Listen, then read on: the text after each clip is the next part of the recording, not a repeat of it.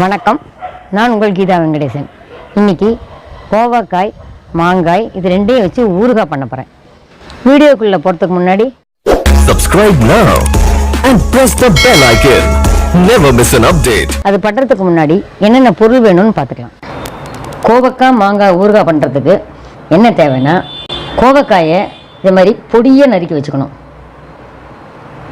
அதே அளவு மாங்காயவும் பொடியாக நறுக்கி வச்சுக்கணும். கடுகு, நல்லெண்ணெய், கடுகு வெந்தயத்தை வறுத்து பொடி பண்ணி வச்சுருக்கேன், மிளகாய் பவுடர், மஞ்சள் தூள், பெருங்காயம், கல் உப்பு. அடுப்பு பற்ற வச்சுட்டு ஒரு பாத்திரத்தை வச்சுட்டு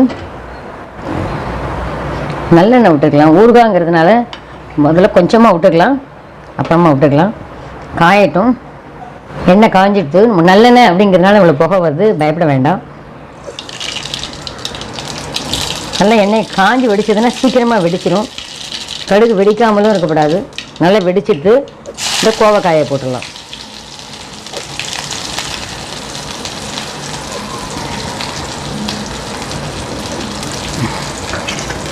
முதல்ல அதை கொஞ்சம் ஸ்லைட்டாக வதக்கிக்கலாம். ஒவ்வொன்றும் அதே ஸ்டெப்பில் நம்ம பண்ணிகிட்டே வந்தோன்னா நல்லாயிருக்கும். இந்த ஊறுகாய் வந்து சாப்பிட்றதுக்கு ரொம்ப நல்லாயிருக்கும். கோவக்காய் வந்து பொதுவாக எல்லாருக்குமே நல்லது. சுகர் பேஷண்ட்லாம் ஊறுகாய் சாப்பிட்றதுக்குன்னு பயப்படுவாங்க. தாராளமாக இதை சாப்பிட்லாம். ஏன்னா நம்ம அதில் நல்லெண்ணெய் தான் யூஸ் பண்ணியிருக்கோம். இப்போ நிறைய பேருக்கு சுகர் இருக்கிறதுனால நம்ம அவங்கள பேஸில் வச்சுட்டு தான் நம்ம சமையலே பண்ண வேண்டியதாக இருக்கு இல்லையா? அப்போ நம்ம இதெல்லாம் வந்து சாப்பிடும்போது ரொம்ப நல்லாயிருக்கும். இது கூடயே இப்போது இந்த மாங்காயமும் நான் போடுறேன். ஒரே ஒரு நிமிஷம் வதக்கிக்கலாம். இது ரெண்டுமே நம்ம பச்சையாகவே சாப்பிடக்கூடிய ஒரு பொருள் தான். ஆனால் நம்ம அதை வதக்கி ஊறுகாயாக போடும்போது கூட 2 நாளைக்கு வரும்.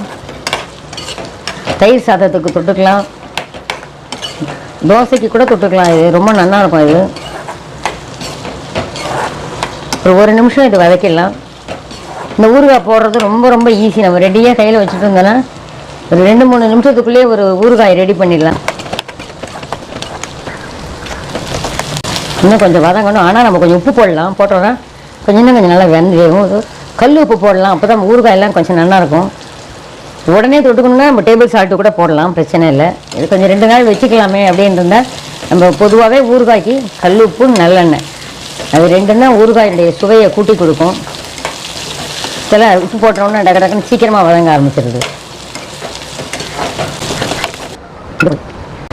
இன்னும் கொஞ்சம் பெருங்காயம் போட்டுக்கலாம். நான் வறுத்து பொடிச்சு தான் போடுவேன், இன்றைக்கி இதை போடுறேன். நல்லா அந்த நல்லெண்ணெயில் பெருங்காயத்தை போட்டோன்னா கமகமான வாசனை வருது. கொஞ்சமாக மஞ்சள் பொடி போட்டுக்கலாம். மஞ்சள் பொடி எப்போதுமே ஆன்டி ஆக்சிடென்ட் எல்லாத்துலேயும் சேர்க்கணும். எந்த பொருளும் கெட்டு போகாமல் இருக்கிறதுக்கு மஞ்சள் பொடி அவசியம். நான் போடும்போது எவ்வளோ இருந்தது இப்போ சுருங்கி போயிடுது பார்த்தீங்களா? இது மாதிரி தான் வரும். நல்லா இதுவும் நல்லா வதங்கிட்டு இப்போது மிளகா பொடி போட்டுக்கலாம். அவங்கவுங்களுக்கு எவ்வளோ காரம் தேவையோ அவ்வளோ போட்டுக்கலாம். நான் வந்து ஒரு ஸ்பூன் போடுறேன், இன்னும் கொஞ்சம் கூட போடுறேன். ஏன்னா அது ஊறுகாய் வந்துங்கிறதுனால காரமாக இருந்தால் தான் உங்களுக்கு கொஞ்சம் நல்லாயிருக்கும். நான் 1.5 ஸ்பூன் போட்டிருக்கேன். இந்த காய்க்கே நான் அவ்வளோ போட்டிருக்கேன். போட்டாலும் இது நல்லாயிருக்கும். இது காரமெல்லாம் அடங்கி போயிடும். இந்த கோவக்காய் மாங்காய் 2 இழுத்துன்றோம் காரத்தை, அதனால சூப்பராக இருக்கும். ஒரு செகண்டில் இது ரெடி ஆகும். இப்போது இங்கே பாருங்க, வெந்தயம் கடுகு 2த்தையும் கொஞ்சம் நல்லா வானிலையில் விட்டு வறுத்துட்டு எண்ணெயெலாம் விடாமல் வறுத்துட்டு பொடி பண்ணி வச்சுருக்கேன். அதை எப்போதுமே பொடி பண்ணி வச்சுருப்பேன். எந்த ஊறுகாய் போட்டாலும் கொஞ்சமாக போடுவேன். அது ஊறுகாய் ரொம்ப நல்லாயிருக்கும், கெட்டு போகாமலும் இருக்கும். நம்ம கொஞ்சமாக போடுறதுனால சீக்கிரம் காலி ஆகிடும், அது பரவாயில்ல. நிறைய போடுறவங்க இதை கொஞ்சம் யூஸ் பண்ணினோன்னா ரொம்ப நல்லாயிருக்கும். இப்போது இந்த ஊறுகாய் ரெடி ஆகிட்டு இன்னும் கொஞ்சம் எண்ணெயை விட்டுலாம். எண்ணெய்ங்கிறது தான் எப்போதுமே வேணும், அதனால நான் எல்லா எண்ணெயுமே விட்டுறேன். அந்த எண்ணெய் இப்படி இருக்கணும். இப்படி முதந்துட்டு இருக்கும்போது இன்னும் கூட நம்ம வேணுன்னா கூட எண்ணெயை காய்ச்சி சுட வச்சு அந்த பாத்திரத்தில் விடும்போது அந்த மிதக்கணும். அதுதான் கணக்கு ஊறுகாய்க்கு. நம்ம அடுப்பு அணைச்சிடுறேன். இப்போ இது ரொம்ப நல்லா ரெடி ஆகிடுது பாருங்க. சூப்பராக ரெடி ஆகிடுது. இப்போ நல்லா பார்த்தீங்களா அந்த எண்ணெயில் அப்படியே கக்கிண்டு வர ஆரம்பிச்சிடுது. இதை நம்ம ஆற வச்சு ஒரு கண்ணாடி பாட்டிலில் போட்டு வச்சுட்டோன்னா 3 நாள் 4 நாள் கூட போடலாம். நம்ம இது மாதிரி நிதானமாக ஒன்றுனா தண்ணி பசையே இருக்கக்கூடாது.